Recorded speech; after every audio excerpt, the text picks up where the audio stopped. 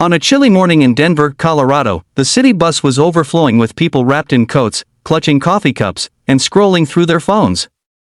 The windows fogged from the warmth inside, contrasting the icy wind outside as the bus slowly crawled through traffic. Everyone seemed distracted, lost in their own thoughts, work deadlines, bills, family worries. It was the kind of morning where no one paid attention to anything except their own routine. But then, a soft, hesitant voice broke through the noise, so quiet it almost vanished between the chatter and engine hum. "Can I sit here?" The voice belonged to a teenage girl standing awkwardly beside an empty seat. She balanced herself on a single crutch, her missing leg noticeable despite her oversized winter coat. Her cheeks were red from the cold, and her eyes carried both courage and uncertainty. People around her glanced briefly but turned away quickly, pretending they hadn't heard her. Some looked at their phones, others stared out the window. It wasn't cruelty, just the kind of everyday indifference that often leaves people unseen. Until Michael looked up. Michael, a quiet single dad heading to his early shift at a downtown repair shop, had been half asleep, thinking about the long day ahead. But when he noticed the girl's struggle, he immediately straightened up. "Of course," he said, his voice warm and steady. He gently held the seat to keep it from moving as she lowered herself down. She thanked him softly, adjusting her crutch. Her hands were trembling slightly, either from the cold or from the attention she didn't expect. Michael offered her a reassuring smile and returned to sitting, though he felt something in the moment shift inside him. As the bus rolled forward, the girl introduced herself as Emily. Her voice was calm but carried the weight of someone who'd lived through something difficult. She explained that she had lost her leg in an accident a year earlier. At first, she struggled with everything: school, walking, confidence, even hope. But over time, she learned to stand again, literally and emotionally. She joined therapy, picked up new hobbies, and decided she wouldn't let her life be defined by what she had lost. Michael listened quietly, moved by her honesty and resilience. He didn't ask many questions, he simply let her speak and nodded when she grew emotional. Emily continued, explaining how people often looked away when they saw her, some out of discomfort, some out of pity, and some because they didn't know what to say. She wasn't angry at them, she said she understood that everyone carried their own worries. Still, the loneliness of being treated differently sometimes felt heavier than the physical challenge of walking on one leg. She told Michael that she was learning to see her story as a kind of strength. Every day she walked into the world with one leg and 2 times the determination. She tried to believe that the right people would look at her the right way, without fear, without pity. Just as a person. A few minutes before her stop, Emily looked at Michael and smiled softly. "Sometimes," she said, "all we need is one person who doesn't look away." Her words struck him with unexpected clarity. He nodded, feeling something warm settle in his chest. When the bus stopped, he stood and helped her gather her things. She waved before stepping off into the cold, disappearing into the morning crowd. Michael remained seated for a moment, watching her go.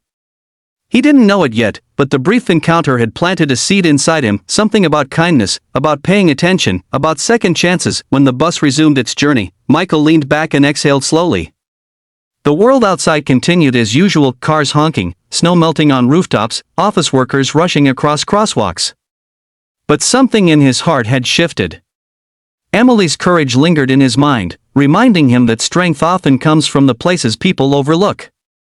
He thought about his own challenges as a single father and felt unexpectedly inspired. In a world where everyone was always in a hurry, Emily had reminded him of something simple but powerful: compassion doesn't require much, just the willingness to look, to listen, and to care.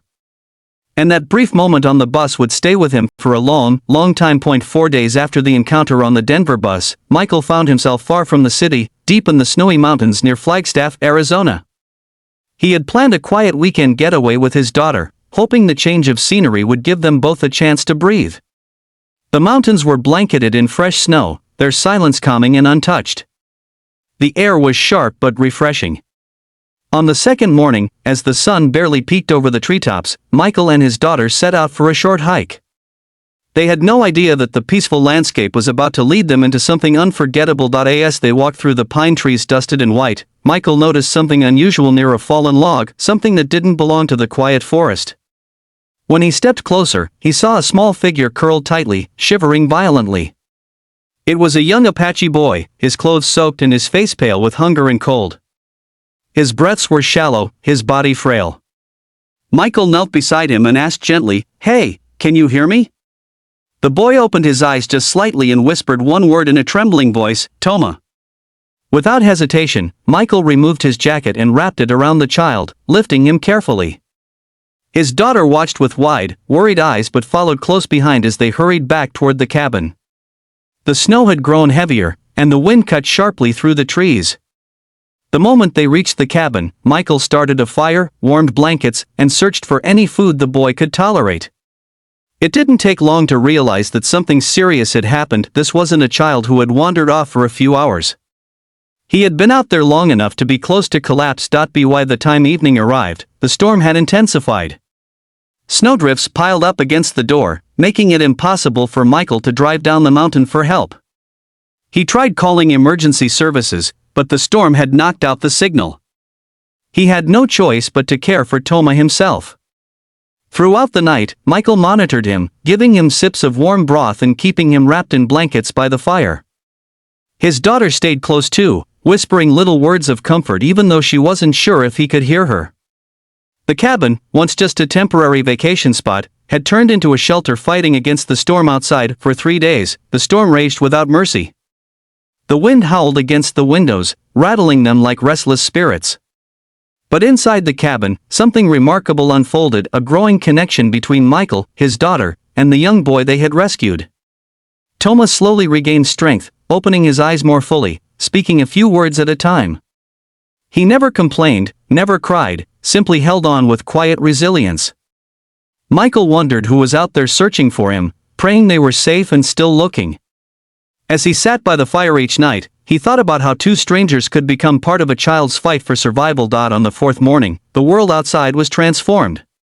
The storm had finally broken, leaving the mountains glittering with untouched snow. The silence felt hopeful this time, as though nature itself had sighed in relief. Michael was preparing breakfast when a sudden, urgent knock echoed through the cabin. His daughter froze, the sound was so unexpected after days of isolation.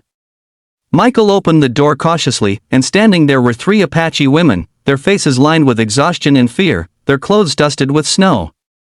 The moment their eyes fell on Toma, they gasped, tears spilling instantly as relief washed over them. Michael stepped aside to let them in, speaking softly, "He's safe now." The women gathered around the boy, touching his face, holding his hands, whispering words in their language, words filled with love, gratitude, and heartbreak. It was a moment so raw that even the cabin seemed to hold its breath. Michael stood quietly, humbled by the depth of their emotion. In that small mountain cabin, far from the noise of everyday life, something profoundly human took place, the reunion of a lost child with those who loved him. And none of them, neither Michael, his daughter, nor the Apache women, would ever forget the kindness and courage that brought them together.